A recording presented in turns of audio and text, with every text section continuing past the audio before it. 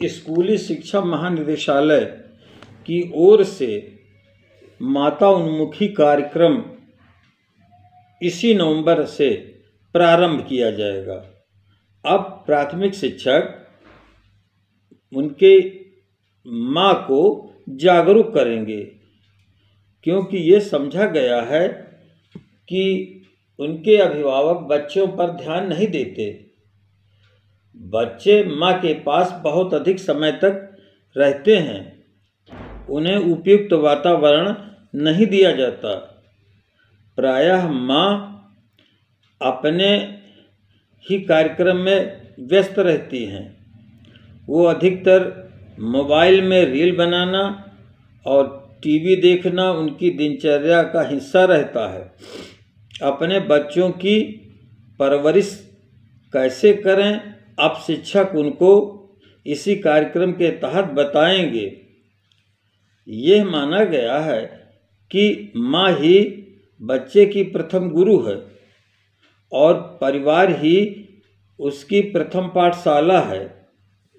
इसलिए उन्हें अब समझाया जाएगा कि अपने बच्चे की तुलना अन्य किसी बच्चे से न करें, बार बार निंदा न करें और उसे डांटे नहीं। बच्चों की छोटी छोटी उपलब्धियों पर उनकी प्रशंसा करें, उन्हें प्रोत्साहित करें। मनोविज्ञान ये मानता है, यदि किसी की प्रशंसा की जाती है तो वह बेहतर कार्य करता है। बच्चों की बात को धैर्य से सुनें, सकारात्मक अनुशासन के साथ, प्यार व समझ के साथ अच्छे तथा खराब का अंतर भी उन्हें समझाएं। उन्हें पूरा समय दें, खेल में उनके साथ हिस्सा लें। मोबाइल व टीवी का उपयोग बच्चे के लिए नियंत्रित रखें और उनकी दिनचर्या को पूरी तरह से सही बनाया जाए। उन्हें यह भी बताएं कि आप स्वयं माने माताओं के लिए बहुत अधिक मोबाइल न देखें। बच्चे की जिज्ञासा को शांत करें, क्योंकि इस उम्र में बच्चे जिज्ञास होते हैं। प्रत्येक नई चीज़ को देख करके उनके मन में कौतूहल होता है, तो बड़े प्यार के साथ उन्हें उसके संबंध में विस्तार से बताएं। प्रायः देखा गया है कि कुछ अभिभावक धूम्रपान भी करते हैं, पान मसाला आदि खाते हैं, तो वो बच्चों के सम्मुख ही करते हैं, बल्कि यहाँ तक नहीं, उन्हीं से मंगवा भी लेते हैं। ये बहुत ही गलत है।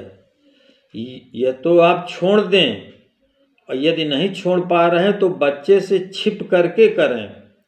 बच्चा जब ये देखता है तो उसकी भी लत उस ओर ज़्यादा बढ़ती है और कम उम्र में ही बच्चे धीरे धीरे धूम्रपान तथा पान मसाला आदि के आदी हो जाते हैं। अतः उनके जो गार्जियन हैं, पिता हैं या माँ हैं, वो ऐसा कार्य कदापि न करें। ये भी शिक्षा स्कूल की तरफ से दी जाएगी, तो इससे एक बेहतर वातावरण बनेगा।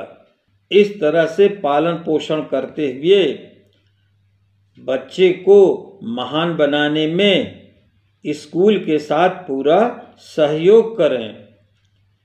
सरकार ने ये माना है कि यदि परिवार समझदार होगा तो बच्चे भी समझदार होंगे। उनके संस्कार परिवार से ही अधिक होते हैं। अगर माँ बाप में लड़ाई होती है तो बच्चे शांत प्रिय नहीं हो सकते, वो झगड़ालू प्रवृत्ति के हो जाएंगे।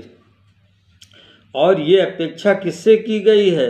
ये अपेक्षा प्राथमिक स्कूल के शिक्षकों से की गई है कि वो अब बच्चों के साथ माता पिता को भी ट्रेंड करेंगे, क्योंकि प्राथमिक स्कूल के महत्व को विंस्टन चर्चिल ने अच्छी तरह से समझा है। यह बात बहुत कम लोग जानते हैं कि 1940 से 45 के बीच इंग्लैंड के प्रधानमंत्री विंस्टन चर्चिल विश्व के अद्वितीय प्रधानमंत्री थे जिन्हें नोबेल पुरस्कार प्राप्त हुआ है। उन्होंने अपने अनुभवों का उल्लेख करते हुए लंदन टू लेडी स्मिथ में 65 अनुभवों का उल्लेख किया है। वो एक कुशल वक्ता तथा राजनीतिज्ञ भी थे।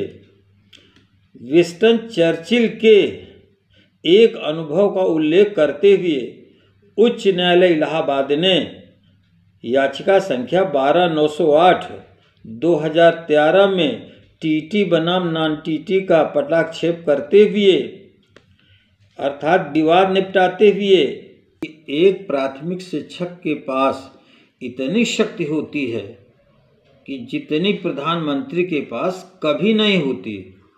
वो बच्चों की जिज्ञासा शांत करते हुए बल्कि ये भी बताते हैं कि क्या पढ़ना है और क्या नहीं पढ़ना है।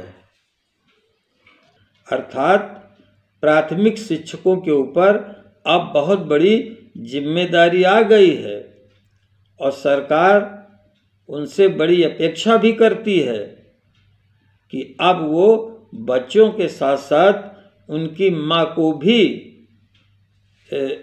ये बताएं कि बच्चे की देखभाल, उनकी परवरिश किस तरह से करें। अब देखना है कि भविष्य में माँ के और पिता के सहयोग से बच्चे किस प्रकार से बनते हैं, ये तो समय ही बताएगा, क्योंकि यह कार्यक्रम नवंबर से प्रारंभ हो रहा है और उनको नवीनतम जानकारियां देते हुए उन्हें प्रशिक्षित करेंगे। तो बहुत बहुत धन्यवाद। जय हिंद, जय भारत।